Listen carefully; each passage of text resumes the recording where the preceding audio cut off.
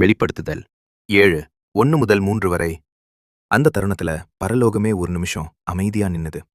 யோவான் அப்போஸ்தலன் என்ன பார்க்கறார்னா, பூமியின் 4 மூலைகளிலும் 4 வல்லமையான தூதர்கள் நிக்கறாங்க. அவங்க சாதாரண காற்றை தடுத்து வைக்கல, உலகத்தை உலுக்க போற தேவனுடைய நியாயத்தீர்ப்பின் சக்திகளை அவங்க கையில தடுத்து வச்சிருந்தாங்க. அதனால்தான் அந்த நேரம் வரை எந்த புயலும் இல்ல, எந்த பேரழிவும் இல்ல, எந்த அழிவும் இல்ல.